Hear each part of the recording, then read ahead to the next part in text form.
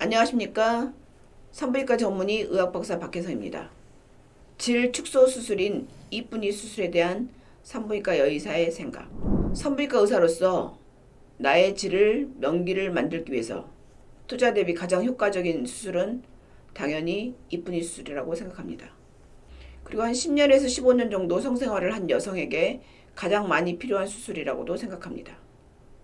이쁜이 수술은 질 축소 수술인데 주로 후방질 성형술과 회음 성형수술을 같이 하는 것입니다.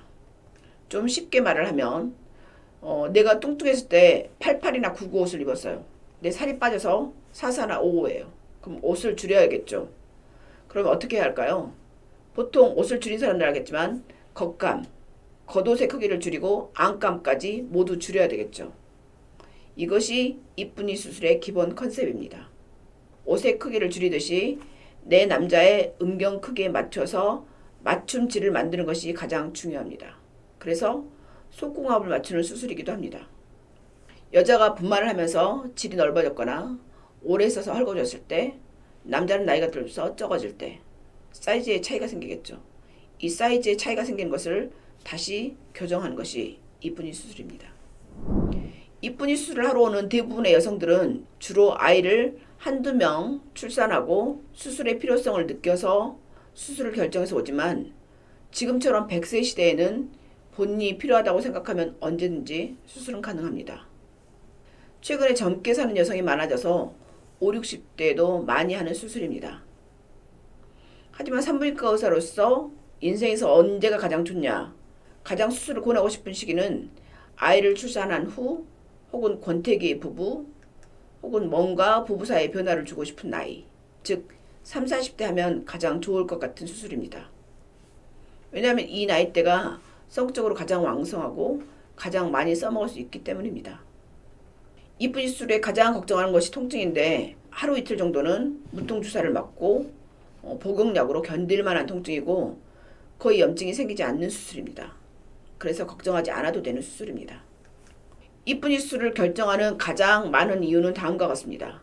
첫 번째, 분만이나 잦은 성관계 후에 혹은 여러 가지 이유로 골반저의 근육이 느슨하고 질이 늘어난 느낌이 들었을 때. 두 번째, 성교 중에 마찰이 감소해서 성관계 후에 여성과 남성이 만족스럽지 못하거나 질이 느슨해져서 질의 감각에 변화가 생겼을 때, 즉 질 방구나 질 이완증이 있을 때 결정합니다. 세 번째, 겉에서 봤을 때 질이 벌어져 있어요. 이로 인해서 질 점막이 바깥에서 보여서 스트레스를 받을 때. 산부인과 의사들이 이걸 많이 얘기를 합니다. 그냥 보이니까.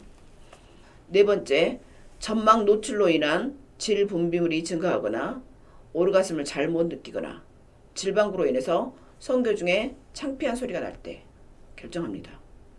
이쁜이 수술은 여성이나 파트너에게 성적 만족도가 커서 엄마가 딸에게, 친구가 친구에게 권하는 수술입니다. 질 성형수술은 본인의 의지에 의한 개인적인 선택이어야 합니다.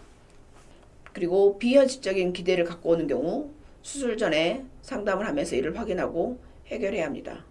왜냐하면 이쁜이 수술은 질의 문제를 해결하는 것이지 뇌를 해결하는 것은 아니기 때문입니다.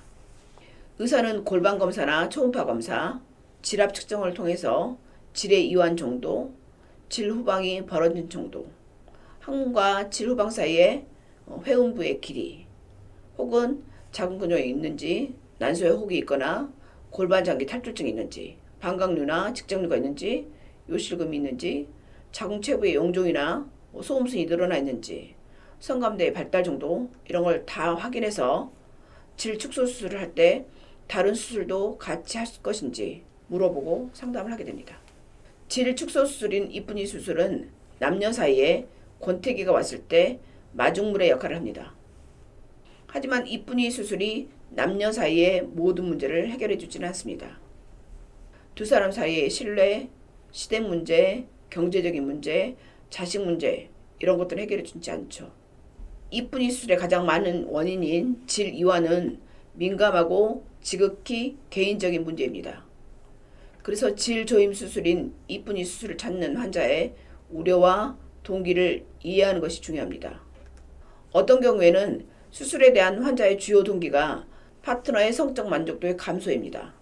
이런 경우는 질 성형 수술이 파트너의 성적 만족도에 영향을 미칠 것이라는 보장이 없다는 것을 반드시 알려주는 것이 중요합니다.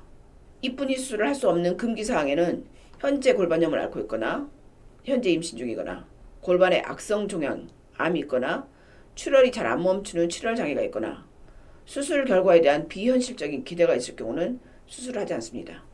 또 외음부에 통증이 있거나 성교통이나 만성 골반 통증이 있는 경우도 수술에 대해서 상대적인 금기입니다. 이쁜이 수술을 한다고 이것이 좋아지지 않기 때문입니다. 이쁜이 수술의 부작용은 출혈이나 피가 고이는 혈종이나 염증이나 상처가 잘 안 붓고 벌어지거나 혹시 수술하다가 장이나 방광이 손상되거나 직장하고 질 사이에 누공이 생기거나 흉터가 남거나 질이 협착되거나 성교통이나 감각 변화 등이 있을 수 있는데 이런 부작용은 굉장히 드물고 충분히 해결할 수 있지만 수술 전에 충분히 상담을 하고 결정을 하게 됩니다. 질 이완 치료에 대한 여성의 인식이 증가하면서 이쁜이 수술은 계속 증가하고 있습니다. 참고로 산부인과 여의사인 저도 두 아이를 출산하고 30대 중반에 이쁜이 수술과 치질 수술을 같이 했는데 지금까지 수술에 대한 만족도가 높습니다. 그래서 자신 있게 권하고 싶은 수술입니다. 혹시 이런 고민이 있다고 하면 고민만 하지 말고 산부인과에 방문하세요. You can do it. You can do it. You can do it.